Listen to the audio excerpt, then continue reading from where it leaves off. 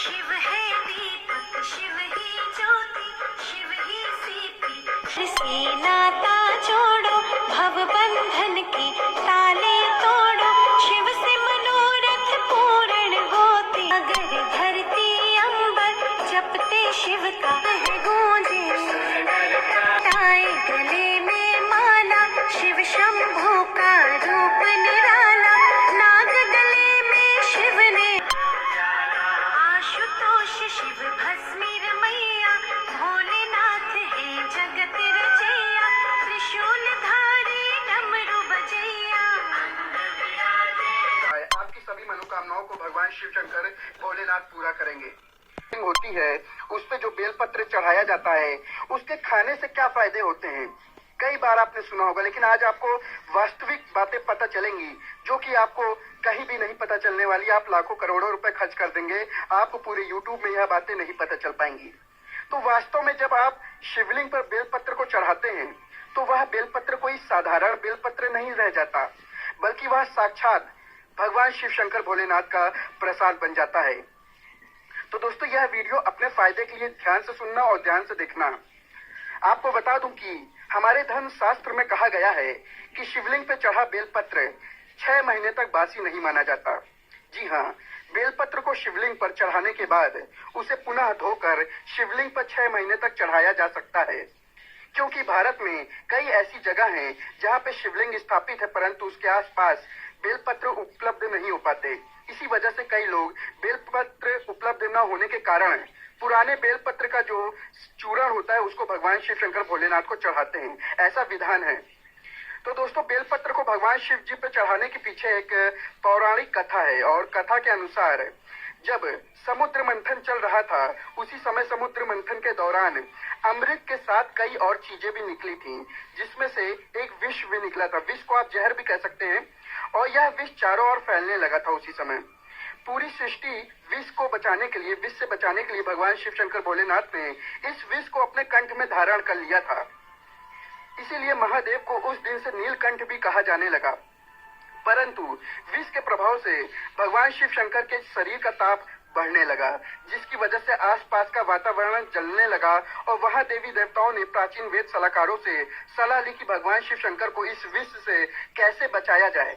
तो दोस्तों, उस समय जो प्राचीन वेद सलाहकार थे, उन्होंने सलाह दी कि आप भगवान शिव शंकर भोलेनाथ को बेलपत्र का सेवन कराइए, और भगवान शिव शंकर को उस समय वहां पे जो भी उपस्थित देवी देवताओं ने तत्काल बेलपत्र खिलाया और जल से स्नान कराया। ठीक है, इसके बाद भगवान शंकर के शरीर में जो उत्पन्न गर्मी थी वह शांत होने लगी। तभी से भगवान शिव जी को बेलपत्र चढ़ाने की परंपरा मानी गई है। दोस्तों, शिवलिंग पर बेलपत्र अर्पित करने के बाद हमें जल जरूर चढ़ाना चाहिए। इससे भगवान शिव को शीतलता मिलती है और उनका आशीर्वाद हमें प्राप्त होता है। हमेशा ध्यान रखिएगा कि 3 पत्ती वाली जो बेलपत्र होती है वही शिव शंकर भोलेनाथ को आप चढ़ाइए। जहां से बेलपत्र चिकनी होती है उस तरफ से शिवलिंग पर आपको बेलपत्र चढ़ाना चाहिए। चैनल पे टाटा IPL आवा तहरा के जियो सिनेमा पे असली IPL दिखाएंगे। अरे विशेष ध्यान रखना है कि कभी भी कटे फटे बेलपत्र भगवान शिव शंकर को आपको नहीं चढ़ाना है। इसके पीछे भी एक कथा है, क्योंकि जब भगवान ने शंकर जी ने जो है गणेश जी का सिर खंडित कर दिया था, तभी से भगवान शिव शंकर भोलेनाथ ने संकल्प लिया था कि कभी भी मुझे कोई खंडित चीज नहीं चढ़ाई जाए, ना ही अर्पित की जाए। तब से भगवान शंकर जी को कभी भी कोई चीज खंडित नहीं चढ़ाई जाती है, चाहे वो बेलपत्र ही हो। दोस्तों, आप वीडियो को लाइक करते हुए चलिएगा, और वाकई में भगवान शिव शंकर भोलेनाथ की कृपा चाहते हैं, चैनल को सब्सक्राइब कर लीजिएगा, क्योंकि हमारे चैनल के माध्यम से प्रत्येक दिन आपको वैसी जानकारी दी जाएंगी जो आपके दैनिक जीवन में आपका जानना अत्यंत आवश्यक है। और हिंदू भाइयों को यह वीडियो शेयर भी जरूर कीजिएगा। तो दोस्तों, हम थे शिवलिंग पर अगर आप प्रतिदिन बेलपत्र चढ़ाएं तो सभी प्रकार की समस्याएं आपकी दूर हो जाएंगी। भगवान शंकर जी के भक्तों को कभी भी पैसे की समस्या नहीं रहती है। जो बेलपत्र को तिजोरी में रखते हैं उनके तिजोरियों में बरकत आती है, पैसे की समस्या खत्म हो जाती है। दोस्तों आप इस वीडियो को ध्यान से देखते रहिएगा क्योंकि बेलपत्र से जुड़ी संपूर्ण जानकारी आपको यहाँ पे प्राप्त होगी। साथ में यह जानकारी हमारे सभी हिंदू भाइयों एवं बहनों को जानना अत्यंत आवश्यक है। दोस्तों वीडियो में जो जानकारी बताई जा रही है यह जानकारी आप लाखों करोड़ों रुपए खर्च करके भी कहीं नहीं प्राप्त कर पाएंगे, ना ही यूट्यूब पे पा पाएंगे। कितना भी वीडियो देख लीजिए इस प्रकार की जानकारी आपको नहीं मिलेगी। इसीलिए आप सभी दर्शकों से हाथ जोड़ के प्रार्थना है कि इस वीडियो को ज्यादा से ज्यादा लोगों तक पहुंचा दीजिए। जी हाँ दोस्तों, मैं कहना चाहूंगा कम से कम आप 10 से 15 लोगों को तो ये वीडियो शेयर कीजिएगा ताकि आप भी हिंदू भाइयों बहनों के सौभाग्य तुल्य काम करें। दोस्तों इस प्रकार की जानकारी बहुत ही अनमोल्य होती है, बाद में चलकर यह जानकारी हमारे लिए काफी फायदेमंद साबित होती है। तो आइए जानते हैं बेलपत्र संबंधित कुछ विशेष जानकारी।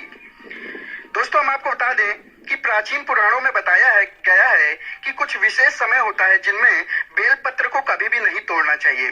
जी हाँ दोस्तों, कुछ ऐसे विशेष तिथि जिनमें बेलपत्र को आपको कभी भी नहीं तोड़ना चाहिए, जैसे कि हमारे धर्मशास्त्र में कहते हैं बेलपत्र को हमेशा चतुर्थी, अष्टमी, नवमी, दशमी, अमावस्या और पूर्णिमा व संक्रांति की तिथि में आपको कभी भी नहीं तोड़ना चाहिए। शिव शंकर भगवान है सृष्टि के आधार। शिव शंकर भगवान है सृष्टि के आधार। आदिदेव महादेव अरुचंदा है मात, तन भभूति रमाए हैं, डमरू इनके हाथ है भक्तों, कंठ में मुंड माल, गल सर्पों के हार हैं,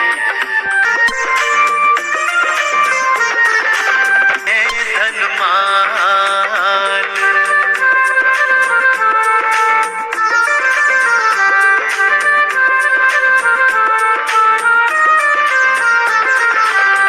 क्रोध में जब जब आए